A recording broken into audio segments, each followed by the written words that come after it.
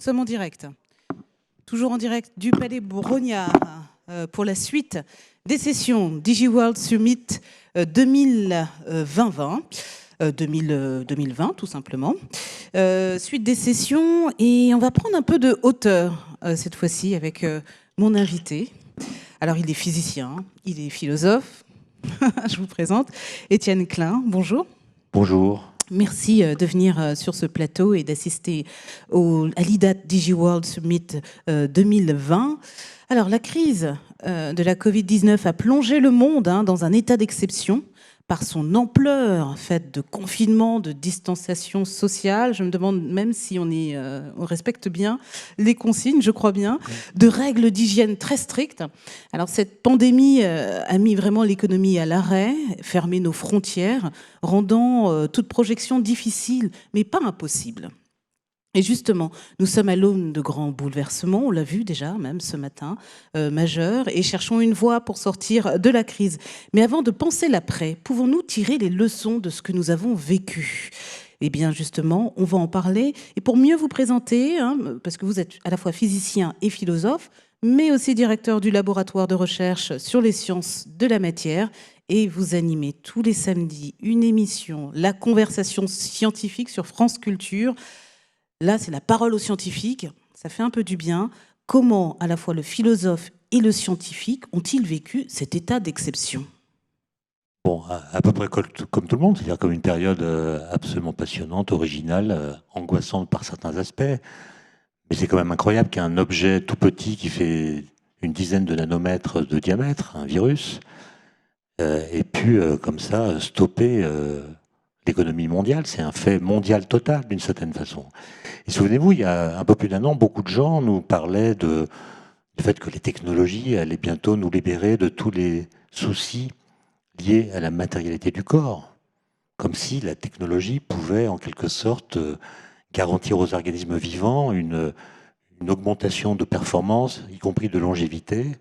Et là, on a été ramené assez brutalement à notre socle biologique. Et on a dû rester confiné chez soi exactement comme faisaient nos ancêtres. Il y a une deuxième chose qui m'a beaucoup surpris et même interloqué, en fait, c'est que avant, on parlait beaucoup de la fin du monde, enfin de l'effondrement, on donnait beaucoup la parole aux collapsologues. Et quand on oubliait la fin du monde, on était pris dans une sorte d'immobilité trépidante que certains appellent le présentisme, c'est-à-dire on commentait beaucoup les faits divers, les petites affaires, etc.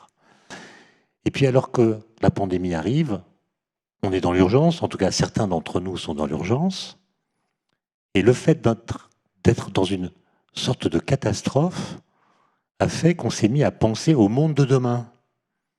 Il y a des think tanks qui sont apparus, les médias se sont emparés de la question, on a interrogé toutes sortes de personnes pour leur demander comment elles voyaient le monde de demain.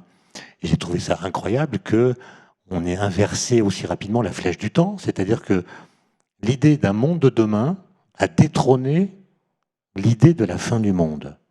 Alors ça n'a pas duré, parce que le deuxième confinement, qui est moins dur, a l'air d'avoir un peu oublié cette perspective, ce travail de perspective qui a été mené.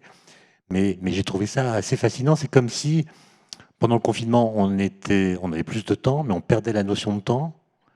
Et on a eu l'occasion de faire une sorte de pas de côté pour enfin prendre le temps de penser le futur. Et je trouve que pour les jeunes générations, c'est presque un devoir moral qu'on leur doit, puisque ma génération, moi je suis né en 1958, a été abreuvée pendant toute son adolescence de discours, de représentations, notamment de bandes dessinées, nous montrant, à nous qui étions jeunes, ce que serait l'an 2000. Alors cette projection était en partie fausse, mais le point important, c'est que le futur allait exister. Il était configuré de sorte que chacun d'entre nous pouvait tracer une trajectoire individuelle entre le présent où nous étions et le futur qui nous était configuré. Et je pense que psychiquement, c'est une aide considérable de pouvoir choisir une trajectoire dans un paysage qui est en partie configuré. Aujourd'hui, évidemment, c'est beaucoup plus difficile. Et l'autre leçon, mais peut-être qu'on en parlera dans la suite, c'est qu'on a beaucoup mis en scène la science pendant cette épidémie. On a eu l'occasion presque historique de faire de la pédagogie scientifique, d'expliquer aux gens, aux Français en l'occurrence, s'agissant de médecine et s'agissant de médicaments, par exemple, de traitements, ce qu'est un essai en double aveugle, ce qu'est un essai randomisé, comment est-ce qu'on utilise les statistiques, pourquoi il ne faut jamais confondre corrélation et causalité. Ça n'est pas parce qu'il y a des grenouilles après la pluie qu'on a le droit de dire qu'il n'y a plus des grenouilles. Or, souvenez-vous du nombre de fois dans les médias où des gens confondaient corrélation et causalité, mais presque en permanence. Donc il y avait vraiment un travail pédagogique à faire. On a commencé de le faire, mais vous serez sans doute d'accord avec moi pour dire qu'on ne l'a pas très bien fait, parce que très rapidement, on a cessé ce travail pédagogique et on a remplacé ces séances d'initiation par des joutes entre personnalités dont on savait qu'elles n'étaient pas d'accord. On les a fait, comme on dit, débattre, alors que c'était simplement des clashs. Et je vous rappelle l'étymologie du mot débat, qui est intéressante à rappeler ici, puisqu'on va peut-être parler de la 5G. Débattre, c'est un mot du XIIe siècle, qui signifie ce qu'il faut faire pour ne pas se battre. Débattre, c'est ce qu'il faut faire pour ne pas se battre. C'est-à-dire pratiquer une sorte de politesse de l'esprit, on argumente, on laisse parler, on écoute, etc. Et ensuite, on voit si on peut s'accorder ou non sur une position commune. Et s'il n'y a pas de position commune, là, on peut aller à la bagarre. Mais au moins, il y a cette tentative de l'éviter qu'on appelle le débat. Et je trouve que le sens du mot s'est complètement renversé, puisque aujourd'hui, un débat, c'est ce par quoi on s'empêche de discuter mutuellement. Et justement, vous abordez cette question du temps. Le temps, est-ce que aujourd'hui ça va pas plus vite parce qu'on parle de digitalisation, de monde beaucoup plus rapproché. Quelle est la parole du scientifique quand tout va vite, quand le numérique va vite et qu'aujourd'hui les supports ne sont plus malheureusement les livres ou les grands discours. Bah, c'est sur les supports numériques hein, que les choses se font. Alors comment tout cela ne fait rien au temps. Quoi que nous fassions, ça ne modifie pas le temps qui passe. Une seconde dure une seconde. Aujourd'hui, comme c'était le cas quelques minutes après le Big Bang, et il ne faut donc pas. Et tout ce qui arrive là ne changera aucune des équations de la physique dans lesquelles le temps est décrit mathématiquement par une certaine variable. Donc ce dont vous parlez, c'est autre chose. Le temps n'accélère pas.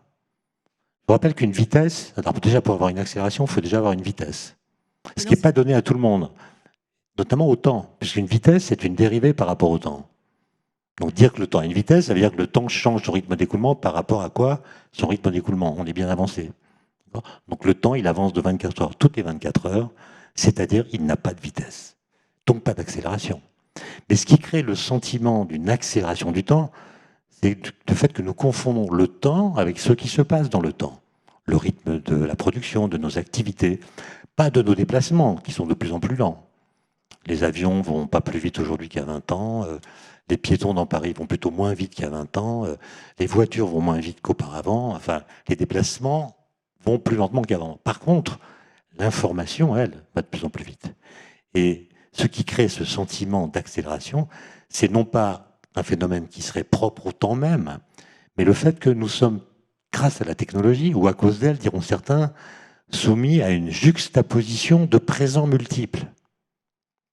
Tandis que vous travaillez, vous recevez un mail, un coup de fil, bref, il y a toutes sortes d'injonctions qui peuvent vous arriver en même temps, qui vont vous donner une forme de criserie existentielle si vous parvenez à la gérer, parce que vous aurez le sentiment que tout va vite, que tout est à votre disposition, que vous avez une certaine valeur puisqu'on vous réclame de partout, mais qui, quand vous n'arrivez plus à gérer ce flux d'injonctions qui peuvent être paradoxales, peut créer le sentiment de mal travailler et conduire à des phénomènes comme le burn-out, par exemple. Et donc, la technologie nous met un peu en porte-à-faux. Peut-être que ces injonctions trop nombreuses viennent violenter une sorte de confort psychique que nous avons hérité d'une longue évolution qui nous a précédés. Et justement, la crise de la Covid a stoppé cette accélération-là. Et... Oui, mais vous voyez, moi j'ai été étonné. Moi, les premières semaines du confinement en France, j'étais au Chili, il n'y avait pas de confinement, j'étais en quarantaine dans un hôtel. Et quand je suis rentré, le 26 mars, j'ai été surpris de voir à quel point le confinement était bien respecté. Il n'y avait personne dans les rues, j'étais vraiment stupéfait. Ça contrevenait à l'idée que je me faisais des Français. Bon. Mais une des choses qui, à mon avis, ont expliqué le fait qu'on l'ait si bien respecté, c'est précisément parce qu'en temps normal, nous sommes avons tous la sensation d'être en retard par rapport à je ne sais quel rythme propre qu'aurait le monde. On a l'impression que le monde va plus vite que nous, on est toujours en retard d'une information, d'une tâche à accomplir, on est toujours en retard. Et ce retard nous culpabilise d'autant plus qu'il est impossible à combler. Et là, tout d'un coup, le monde, ou nous-mêmes, devenions synchrones avec le monde. Le monde n'allait pas plus vite que nous. Nous allions au rythme du monde qui s'était pour une fois, et c'est en cela que c'était aussi un phénomène historique, complètement synchronisé. Comme si l'histoire s'était mise, au moins en apparence, en hibernation. Et je pense que psychiquement, ça nous a plutôt fait du bien. Pas à tout le monde, puisqu'on sait très bien que les conditions du confinement n'ont pas du tout été les mêmes. On a tous été confinés, mais pas tous de la même façon. Il y en a qui s'en sont pas remis, il y en a qui ont découvert qu'en creusant au travers d'eux-mêmes, ils pouvaient pratiquer ce que j'appellerais un alpinisme de l'âme. Et puis surtout, il y a une étude qu'on mène au CEA dont les résultats ne sont pas encore bien connus, mais la question qu'on pose, c'est quels sont ceux ou celles qui ont le mieux vécu le confinement. Par exemple, ceux qui, avant, avaient une vie vraiment trépidante. Est-ce que le confinement les a détruits, en quelque sorte, au sens où leur barycentre existentiel a été complètement modifié? Ils avaient un barycentre très dispersé, un pôle professionnel, amical, familial, etc. Puis tout d'un coup, ils sont chez eux, à télétravailler, ou bien avec un sentiment, au contraire, d'inutilité qu'ils découvrent. Ou est-ce qu'au contraire, le confinement leur a permis de retrouver leur temps propre, si on peut dire. Et ça répondra à la question de savoir si, quand on a une vie très active, hyperactive, trépidante, est-ce que c'est une conséquence d'une psychologie qui nous pousse à être ainsi très actifs, ou est-ce que c'est parce que notre environnement, notre profession par exemple, nous oblige à suivre des faux rythmes? Voilà. Ça, c'est vraiment intéressant d'un point de vue sociologique de comprendre qu'est-ce qui détermine en temps normal le rythme de notre activité. Et concernant les débats qu'il y a actuellement sur la 5G, vous comprenez les peurs que ça peut provoquer chez certains? Bon, moi, je ne suis pas compétent pour parler de la 5G en elle-même, mais je peux faire des remarques sur ce que je perçois du débat. J'aimerais pas être un citoyen normal. D'ailleurs, je suis un citoyen normal. Donc, je vois que ça cacophone et que les positions qu'on entend ou qu'on voit se déployer dans les médias notamment sont des positions extrêmement radicales.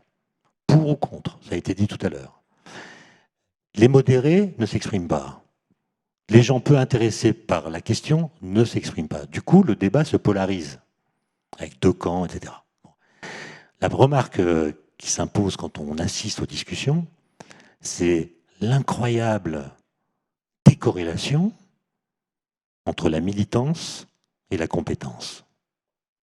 Et quand je parle de militance, c'est pour ou contre. Et ça vaut d'ailleurs pour toutes les technologies. Moi, j'ai des amis qui sont pro-nucléaire. Si je leur demande, mais qu'est-ce qu'on met dans un réacteur nucléaire? Ils ne savent pas. J'ai des amis qui sont anti-nucléaires. Je leur demande, ça marche comment le nucléaire? C'est quoi? Ils ne savent pas. On peut être radicalement contre les OGM sans être capable de dire ce qu'est un OGM. Ou pour les OGM avec la même faiblesse argumentative. Ça veut dire quoi? Et ça vaut surtout pour la 5G aujourd'hui. Ça veut dire que nous jugeons des technologies non pas à partir d'une connaissance objective de leur réalité matérielle, ni même de leurs possibilités, mais parce qu'un philosophe des techniques qui s'appelle Gilbert Simondon appelait le halo symbolique. Voilà. Nos discours sur la 5G rayonnent autour de la 5G des halos qui vont symboliser pour le public cette technologie. Par exemple, un maire d'une grande ville va dire avec la 5G, on pourra regarder des films pornographiques dans les cabines d'ascenseur. Pas très bien d'ailleurs en quoi ça serait intéressant de le faire dans cet endroit-là. Bon, donc là, en disant ça, on crée un halo symbolique.